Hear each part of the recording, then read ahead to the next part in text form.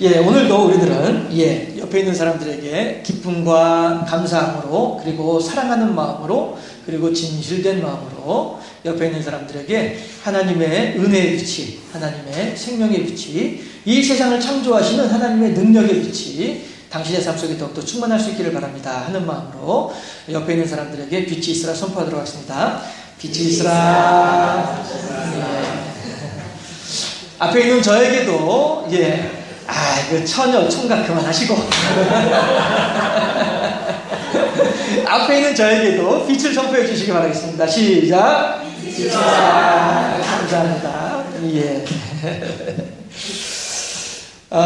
오늘 본문에 있는 내용을 한번 가만히 생각을 해보면은요, 아도니베색을 이깁시다 라고 하는 제목으로 함께 하나님의 말씀을 생각해 보기를 원합니다. 이스라엘 백성들이 애굽에서 나올 때 60만이 넘는 그런 사람들이 애굽에서 나왔어요. 그때에는 모세라고 하는 이 애굽의 임금 바로 앞에서도 넉넉하게 큰 소리 빵빵 치면서 말이죠, 하나님의 능력을 대행하던 모세가 이스라엘 60만 사람들의 인도자였습니다. 했을 때 이스라엘 사람들은 애굽에서 나오면서 고생 끝 행복 시작이야, 이러한 장밋빛 미래를 꿈꾸면서 광야길로 나서게 되었던 것이죠. 하지만 이스라엘 백성들이 소망했던 것처럼 그러한 장밋빛 미래가 펼쳐졌던가요? 아니죠. 많은 어려움이 있었고요, 많은 고통의 시간들이 있었습니다. 광야에서 60만이라고 하는 사람들이 다 죽임을 당했으니까 어느 학자는 이하 표현하기를 하루에 400 몇십 명씩 죽어갔더라. 평균치로 보면은요, 이렇게 이야기를 하고 있습니다. 그런데 이제 겨우 천신만고 끝에 모세가 죽고 난 뒤에 여호수아를 지도자로 삼아서 가나안 땅에 들어왔죠. 그리고 말 그대로 좌충우돌하면서 말이죠, 동분서주하면서 이 가나안 7 족속들과 더불어서 싸워서 이기면서 야금야금 땅을 이제 넓혀가고 있었습니다. 이것은 단지 사람들이 전쟁이 아니에요. 그냥 흔히 말하는 땅 따먹기가 결코 아니라는 것입니다. 이스라엘 백성들이 가나안 7 족속들과 더불어서 전쟁을 한 것은 그저 먹고 살기 위해서 치열하게 싸우는 싸움이 결코 아니란 말씀이에요. 그 전쟁은 하나님께서 이 땅에 만연해 있는 마귀 사탄의 세력들을 어떻게 몰아내면서 그 빈 자리에 하나님의 사랑, 하나님의 은혜, 하나님의 생명을 충만하게 채워넣고 가고 있는지, 이것을 보여주는 과정이라고 하는 것입니다. 안 믿는 사람들은요, 이스라엘의 가나안 정복 전쟁을 가지고 그저 피를 튀겨가면서 땅 따먹기 전쟁이다라고 이야기를 하지만, 이 이스라엘의 정복 전쟁은 하나의 예표예요. 하나의 그림자예요. 하나의 샘플입니다. 해서 우리들도 마찬가지로 나 오늘부터 예수 믿어야지 해가지고 그렇게 한순간에 은혜를 충만하게 받고 믿음이 한순간에 하루아침에 월등하게 자라난 사람들도 있습니다만은, 그렇게 되기까지의 과정은 아주 치열하고도 극심한 영적인 전쟁이 있었다는 것이죠. 우리들의 심령 가운데 자리 잡고 있는 마귀가 우리들의 마음을, 우리들의 심령을 하나님께 내어놓지 않으려고 어떻게든 우리들을 붙잡고 있으려고 하는 마귀와 하나님, 그리고 또 어떻게 해서든 우리들의 심령 속에 있는 마귀를 쫓아내고 우리들의 심령 속에 하나님께서 자리 잡고자 하는 하나님과 마귀의 치열한 영적인 전쟁이, 싸움이 있었던 것처럼, 이스라엘 백성들이 가나안 7 족속들과 더불어 벌이는 정복전쟁은 그저 단순한 땅 따먹기가 아니고 그저 단순한 남의 생명을 빼앗는 그런 전쟁이 아니었다는, 하나님의 사명이었다는 것이고, 하나님께서 어떻게 이 땅을 사랑하시고 어떻게 이 땅을 구원하실지에 대한 그림자로 보여주시는 과정이었다는 것입니다. 그리고 이스라엘 백성들은 너무나도 감사하게도 그 일을 위한 하나님의 도구로 지금 세워지고 있다고 하는 것이죠. 그러한 이제 전쟁을 오랜 세월 동안 치르다 보니까 여호수아도 나이 많아 늙어서 죽게 됩니다.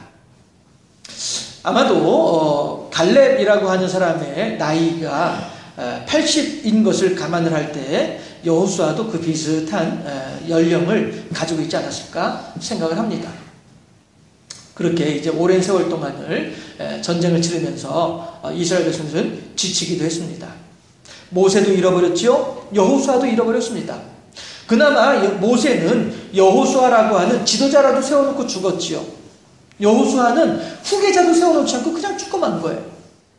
이때 이스라엘 백성들은 이제 정신을 가다듬게 되는 것이죠. 무엇인가 흥분되어 있는 상태에서 이제는 차분하게 마음을 가라앉히는 거예요. 그리고서 돌아보니까 어떻게 돼요? 전쟁을 하기가 싫어지는 거예요. 왜 그래요? 그래도 그나마 발 뻗고 누울 만한 땅도 있고요.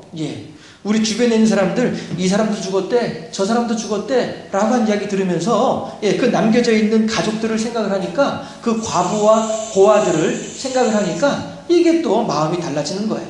은근히 아이고 이제 그냥 등 따지고 배부르니까 이 정도에서 끝냈으면 좋겠다 하는 그런 마음들을 가지게 되는 것이죠. 그러나 여러분들 한번 생각해 보세요. 우리나라를 생각해 봅시다. 우리나라는 현재 북한과 더불어서 전쟁이 끝난 상태가 아니죠. 휴전 상태예요.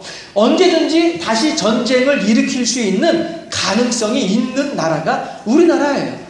우리들은 비록 미처 인식을 못하고 있지만은요, 외국 사람들은 우리나라를 보면서 참 희한한 나라다라고 생각한다는 거예요. 저렇게 머리맡에 전쟁의 불씨를 저렇게 놓아두고서도 어떻게 저렇게 편안하게들, 마음 편하게들 지내고 있는지 참 희한한 나라네. 사람들은 그렇게 표현을 한다는 것이죠. 이스라엘 사람들이 그렇습니다. 주변에 아직 쫓아내지 못한 일곱 족속들, 아직 몰아내지 못한 이방인들이 그냥 남아있는 상태에서는요, 이스라엘 백성들은 단 하루라도 편안하게 잠을 잘 수가 없는 그러한 불안한 상태라는 것입니다. 우리들의 심령이 그렇잖아요. 우리가 어쩌다 한 번씩 본의 아니게 죄를 짓고 말았어요. 그러면 그 죄지은 심령 가운데에서 하나님 아버지 앞에 나아가기가 얼마나 불안합니까? 얼마나 죄송스럽습니까? 얼마나 힘이 듭니까? 그렇잖아요. 그게 바로 내 안에 악의 뿌리가 여전히 남아있기 때문이고요. 내 안에 가나안 일곱 족속들이 남아있기 때문에 그런 거란 말이죠. 그런 심령 속에서는 결코 평안함을 누릴 수가 없다라고 하는 것입니다. 우리가 날마다 빛을 선포하는 이유도, 매 주일마다 빛을 선포하는 이유도 그런 것이지요. 우선 나를 먼저 생각하는 이기적인 심령이 아니라 내 교우들을 먼저 사랑하고 내 형편과 처지를 떠나서 내 교우들의 사정과 형편이 개선되어지고 하나님의 은혜에 충만한 삶이 될 수 있기를 바라는 그런 마음에서, 이기적인 마음이 아니라 하나님의 사랑을 나누어주는 마음으로 서로를 향해서 빛을 선포하게 될 때에, 내가 그를 위해서 먼저 기도하고 그의 나라와 그의 의를 먼저 구하게 될 때 이 모든 것을 내가 너희에게 더하여 주리라고 하신 하나님의 약속이 있었기 때문에, 우리들이 그렇게 내 지체들을 향해서 빛을 선포하게 되면 하나님께서는 지체를 먼저 위해서 중보하고 사랑하고 선포하는 우리들의 심령 속에도 하나님의 은혜의 충만함을 허락하신다라고 하는 사실이죠. 우리들은 그래서 날마다 만날 때마다 상대방을 위해서 중보하고, 상대방을 위해서 축복하고, 상대방을 위해서 선포하고, 서로를 향해서 사랑을 나누는 그런 공동체가 되어져야겠다라고 하는 것이죠. 이스라엘 백성들은 지금 머리맡에 불씨를 두고 있는 거예요. 이따 오후에 로마서 말씀을 우리가 함께 보게 될 터인데요. 머리맡에 숯을 피워두고 있는 거예요. 그 상태에서는 결코 편안할 수가 없는 것입니다. 하니까 어쨌든지 간에 다시 한번 전쟁을 하긴 해야 돼요. 해서 이 가나안 땅에서 모든 이방 민족들을 다 몰아낼 수 있어야만 해요. 그래야 비로소 평안이 임할 수 있기 때문에 그런 것입니다. 그런데 문제는 가고 싶지 않잖아요. 가긴 가야겠는데 가고 싶은 마음이 없는 거예요. 망설이는 거예요. 머뭇머뭇거리고 있는 거예요. 그 증거가 뭐예요? 오늘 우리가 읽진 않았습니다만은 1장 1절에 보면은 뭐라고 하냐면은 여호수아가 죽은 후에 이스라엘 자손이 여호와께 여쭈어 이르되 우리 가운데 누가 먼저 올라가서 가나안 족속과 싸우리이까. 이 말은 무슨 얘기냐면은 가서 전쟁을 하긴 해야 되겠는데 나는 가고 싶지는 않고 나 말고 다른 사람들이 갔으면 좋겠다 하는 이런 마음이 드는 거죠. 그런데 그 마음이 나만 그러나요? 이스라엘 12지파들이 다 마찬가지죠. 예, 서로 눈치만 보는 거예요. 우리 왜 그 집안에서 무슨 큰일 있을 때 형제들 모여서 회의하게 되면 그러잖아요. 먼저 말 꺼내는 사람이 총대를 내야 되니까 서로 그냥 머뭇거리면서 눈치만 보잖아요. 예, 지금 딱 그런 상황인 거예요. 누가 먼저 갈래? 네가 먼저 가. 아니야, 나 못 가. 이번엔 일 있어, 안 돼. 네가 먼저 가. 아니, 나 안 된다니까. 내 사랑 뻔히 알잖아. 이런 상황이란 말이에요.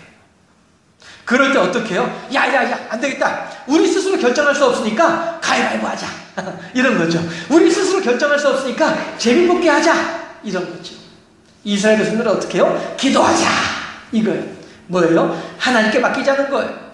이 어려운 결정을 우리 스스로 하지 말고 하나님께서 결정하시도록 하자. 이거는 얼핏 보면 참 믿음이 좋구나라고 이야기할 수도 있겠습니다만은 실은 믿음이 없는 거죠. 정말로 믿음이 있는 사람이라고 한다면 정말로 이 집안을 사랑하며 정말로 이 가족들을 소중하게 여기고 정말로 우리 집의 어른들을 귀하게 여기는 사람이라고 한다면 형님 먼저 아우 먼저 할 것이 아니라 아이고 내가 먼저 할 테니까 여러분들은 좀 힘 닿는 대로 좀 도와주세요. 이게 어떻게 보면은 건강한 마음가짐이고 자세잖아요. 그렇잖아요. 그런 것처럼 하나님을 향하여서도 정말로 믿음이 있는 사람이라고 한다면은 여러분들이요 이 어렵고 힘든 일을 내가 앞장서서 나아가겠습니다. 여러분들은 옆에서 도와주세요. 우리 함께 협력합시다. 내가 총대 맬 테니까 여러분들 함께 합시다. 이렇게 나서는 이게 진정한 믿음 있는 모습이 아니겠느냐 하는 것이죠. 그런데 이스라엘 백성들은 주여 대체 어느 누가 먼저 올라가리까? 이 말은 하나님이시여 제발 저는 뽑아주지 저는 선택하지 말아주시옵소서 이 뜻이 되는 거란 말이죠. 그럼에도 불구하고 어쩔 수 없이 결론은 납니다. 어떤 결론이에요? 유다 지파가 먼저 올라갈지니라. 하나님께서 말씀을 하시죠. 유다 지파가 먼저 올라갈지니라. 유다 지파는 큰일이 난 거예요. 네, 이왕에 다른 12지파와 더불어서 약속을 한 일이고 더군다나 하나님의 신탁이 하나님의 계시의 말씀이 내려왔으니까 더 이상 도망갈 곳은 없어요. 더 이상 뒤로 물러설 수는 없어요. 이제는 전쟁을 하러 나아가는 방법밖에 없어요. 그럼에도 불구하고 유다 지파는 여전히 망설이는 거예요. 어떻게 하면 좋지? 야, 큰일 났네. 이걸 내가 어떻게 하면 좋아? 하다가 그렇지. 좋은 방법이 생각났다. 어떤 방법이냐면은 시므온 지파와 같이 가는 거예요. 왜 그러냐 하면은요. 시므온 지파하고 유다 지파는요. 같은 레아의 아들들이에요. 예. 야곱에게 4명의 아내들이 있었잖아요. 그쵸? 그래서 그 4명의 아내들에게서 각각 13명의 아들, 딸들이 태어나잖아요. 그쵸? 그런데 이른바 한 배에서 태어났단 말이에요. 유다와 시므온은 한 배에서 태어났다는 얘기예요. 레아라고 하는 한 어머니를 두고 있다는 얘기죠. 이런 것 때문에도 유다는 시므온 지파와 같이 가자라고 이야기를 할 수 있지만은 또 하나 뭐냐 하면은요. 여러분들 계란 후라이팬에다가 계란 후라이를 하면은 겉에는 흰자가 있고 가운데는 노른자가 있죠. 예, 흰자가 유다 지파고요, 노른자가 시므온 지파예요. 땅을 그렇게 분배를 받았어요.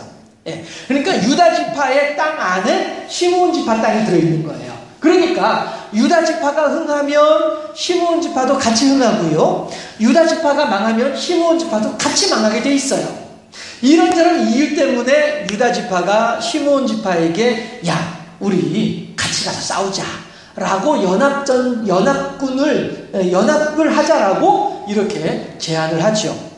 시므온 지파는 또 마찬가지로 뭐 거기에 대해서 나 싫어 라고 할 수 없는 거예요. 예, 왜냐하면 시므온 지파가 흥하기 위해서는 유다 지파가 흥해야 하니까요. 예, 뗄래야 뗄 수 없는 관계이니까. 그러니까 전쟁을 하러 가고 싶지는 않지만 어쩔 수 없이 같이 따라 나서는 거죠. 그리고 결국에는 어떻게 합니까? 전쟁에서 이기게 됩니다. 베색에서 가나안 족속과 블레셋 족속들을 만나가지고 10,000명을 죽인다라고 이야기를 해요. 그리고 결국 이 이스라엘 백성들은 유다 지파와 시므온 지파는 아도니베색이라고 하는 임금까지도 체포를 해요. 붙잡아가지고 그의 엄지손가락과 엄지발가락을 잘라내는 거예요. 여러분, 엄지손가락과 엄지발가락을 잘라낸다고 하는 말의 의미가 무엇인지 혹시 아시나요? 자, 이 성경책이 있습니다. 이 성경책을 제가 들었을 때 엄지손가락과 같이 들고 있죠. 엄지손가락이 없으면 성경책을 들 수는 있지만 쥘 수는 없죠. 떨어질 수밖에 없잖아요. 그렇죠? 엄지손가락이 있음으로 말미암아서 아무리 무거운 물건이라 할지라도 넉넉히 들어올릴 수 있는 거예요. 이게 엄지손가락의 능력이에요. 엄지손가락이 없으면은요, 하다못해 이 컵도 이렇게 엄지손가락 없이 들 수는 있겠습니다만은, 이건 두 손가락으로 드는 것이죠. 손으로 잡을 수는 없다라고 하는 거죠. 엄지손가락은 내 기력의, 능력의 시작이 되어지는 것입니다. 그런데 이 이스라엘 백성들이 아도니베색의 엄지손가락을 잘라냈다는 거예요. 엄지발가락을 잘랐습니다. 여러분들도 아마 많이들 보셨을 거예요. 제가 어렸을 때 보았던, 우리 지우보다도 더 어렸을 때 보았던 미국 드라마가 있었는데, 뿌리라고 하는 드라마 있었죠. 흑인 노예들 이야기. 해서 그 중에 그 노예가 하도 도망을 가니까 백인 주인이 어떻게 해요? 그 도망가는 노예의 엄지발가락을 잘라버리죠. 그렇게 했더니 그 노예가 더 이상은 제대로 도망을 못 가요. 뛰지를 못하니까 걷더라도 절름거리면서 거들 수밖에 없게 되는 거죠. 그러니까 일은 얼마든지 시킬 수가 있어요. 일은 얼마든지 할 수가 있어요. 그러나 빨리 뛰지를 못하니까 도망가지 못하는 거예요. 엄지발가락이 그런 의미가 있더란 말씀이죠. 저는 이 사사기 1장 말씀을 읽을 때마다 늘 어렸을 때 보았던 그 엄지발가락이 잘린 그 노예의 뒤뚱거리는 절름거리는 걸음걸이가 늘 연상되곤 했었습니다. 이스라엘 백성들이 지금 아도니베색이라고 하는 왕을 붙잡아서 엄지손가락과 엄지발가락을 잘라내고 있습니다. 그러면 왜 이렇게 했던가? 함께 7절 말씀을 합독해 보실까요? 오늘 본문 사사기 1장 7절 말씀을 함께 합독해 봅니다. 7절 말씀. 아도니베색이 이르되 옛적에 70명의 왕들이 그들의 엄지손가락과 엄지발가락이 잘리고 내 상 아래에서 먹을 것을 줍더니 하나님이 내가 행한 대로 내게 갚으심이로다 하니라. 무리가 그를 끌고 예루살렘에 이르렀더니 그가 거기서 죽었더라. 아멘. 무슨 얘기예요? 아도니베색이라고 하는 임금이 벌써 70명의 임금들을 붙잡아가지고 생포해가지고 70명의 임금들의 엄지손가락과 엄지발가락을 잘라냈다라고 하는 거예요. 여러분, 전쟁을 하면서요, 전쟁을 하면서 죽이는 것보다도 그에게 목숨을 끊는 것보다도 살아있는 상태에서 생포하는 것이 훨씬 더 어렵습니다. 그렇죠? 아예 그냥 무작정 총으로 쏴가지고 죽게 하고서 그냥 끝내버리면은 쉬워요. 비교적. 그런데 이 사람을 어떻게 해서든 죽지 않게 하고 살리면서 전쟁에 이기려면은 더 많은 힘이 들고 더 많은 어려운 일이 있다라고 하는 것이죠. 그런데 아도니베색은 70명의 왕들을 생포했다는 거예요. 이건 무슨 얘기예요? 그만큼 천하무적이란 거예요. 아도니베색은 이 세상에 어느 누구도 이길 수 없는 사람이 아도니베색이란 말이에요. 70명의 왕이라고 하는 말을 그저 단순하게 1명, 2명, 3명, 4명 해가지고 70명이라고도 우리가 생각할 수 있지만 그것만으로도 너무너무 많구나. 아도니베색이 이긴 임금들이 아도니베색과 더불어 싸워서 이기지 못하고 졌던 사람들이 너무나도 많구나 라고도 우리가 생각을 할 수 있지만 더 본래적인 의미는 이 세상에 어느 누구도 그를 이길 수 있는 사람은 아무도 없다라고 하는 의미가 된단 말이죠. 그러면 결국에는 이스라엘 12지파들이 전쟁터에 나아가는 것에 대해서 망설이고 머뭇거렸던 이유가 여기에 있는 거예요. 내가 어떻게 아도니베색을 이겨? 결코 우리들은 아도니베색을 이길 수가 없어. 만약에 우리가 아도니베섹과 더불어 싸운다고 한다면 그것은 마치 섭을 지고 불에 뛰어드는 것과 마찬가지야. 내가 아도니베섹과 싸우려고 하는 것은 그냥 사망신고서 작성해 놓고서 나가는 것과 마찬가지야. 어느 누구도 이스라엘 백성들 가운데에서 어느 누구도 아도니베섹과 싸워서 이길 수 있다고 하는 자신을 가진 사람은 아무도 없었던 거예요. 어느 부족이랄지라도 아도니베섹은 못 이겨 라고 하는 생각을 강하게 가지고 있었던 상황이었다는 것이죠. 그렇기 때문에 이스라엘 12지파들은 지금까지 그렇게 전쟁을 잘 해왔음에도 불구하고 이 상황에서 머뭇거릴 수밖에 없는 거예요. 하다못해 여호수아라도 살아있었다고 한다면 여호수아를 의지해서라도 어떻게 해볼 수 있을 텐데 이제는 여호수아조차도 없는 우리들에게 모세는 이미 몇십 년 전에 죽어버렸고 여호수아마저도 없는 이 상태에서 우리가 어떻게 아도니베섹을 이기냐고. 이게 이스라엘 사람들의 최대의 고민이었던 것입니다. 여러분, 우리 속담에 호라비 사정은 과부가 알아준다고 하는 속담이 있죠. 우리들은 이 이스라엘 백성들이 머뭇거리는 그 마음을 잘 이해할 수가 있어요. 왜 그렇습니까? 우리들도 마찬가지로 중요한 순간에 망설이잖아요. 우리들도 심각한 상황 앞에서는 머뭇거리고 있지 않습니까? 네. 우리들의 인생의 위기 앞에서 하던 일들을 다시 한번 회상해보면, 그 당시 이스라엘 백성들이 그러한 마음이었겠구나. 아도니베섹이라고 하는 난공불락의 천하무적의 저 적군을 앞에 두고 이스라엘 백성들이 그렇게 낙심하고 그렇게 절망할 수밖에 없었겠구나.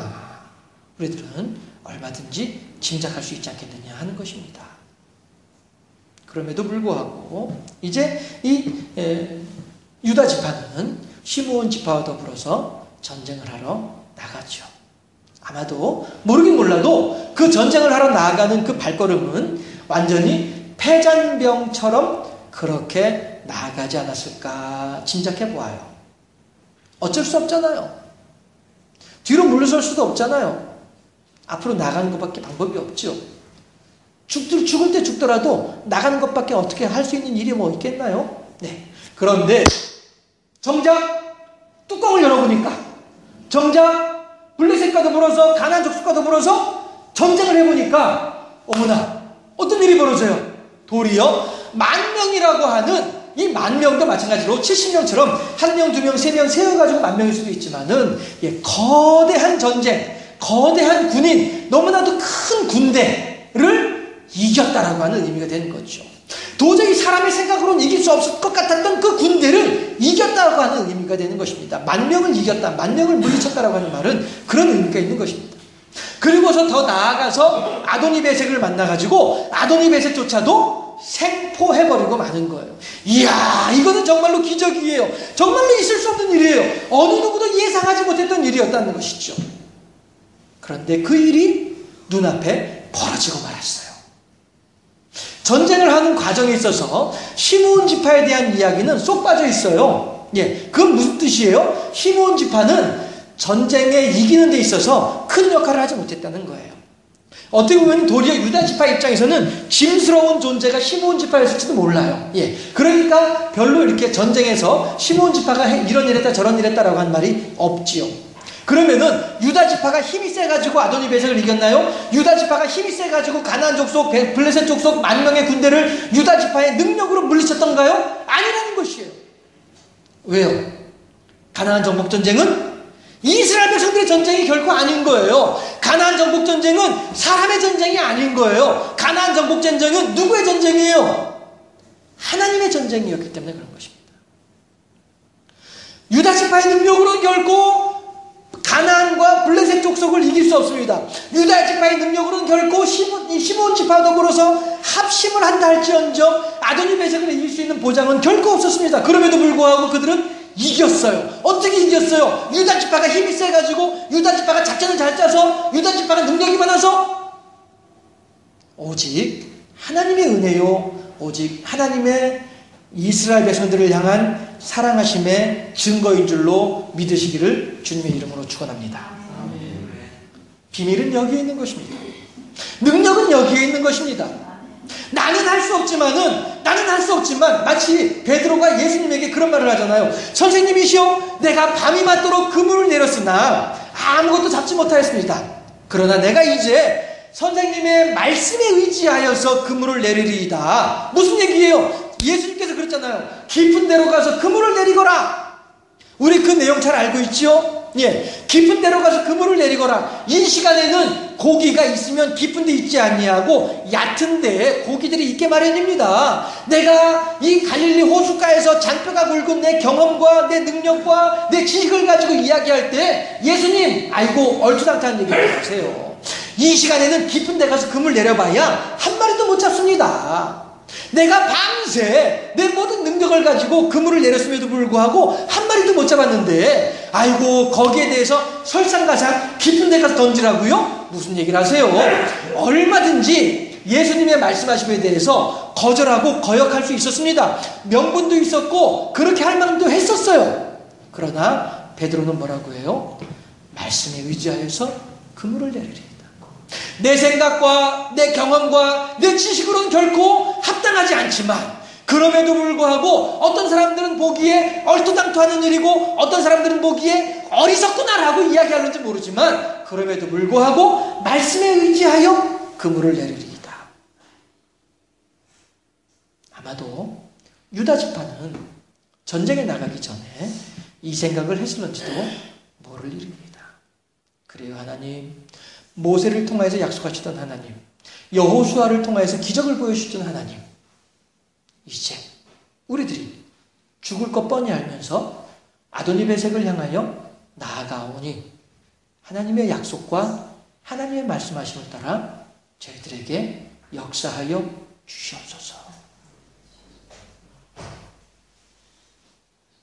유다 지파 승리의 원인은 여기에 있었던 것입니다.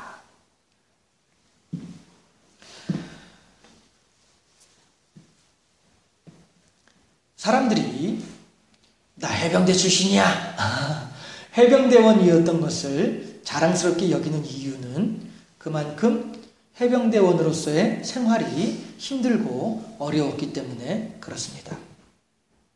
이 세상에는 많은 대학교들이 있습니다마는 그럼에도 불구하고 방송통신대학교 졸업장을 참으로 귀하게 여겨주는 이유는 졸업하기가 너무나도 힘이 드는 곳이 방송통신대학교이기 때문에 그렇습니다.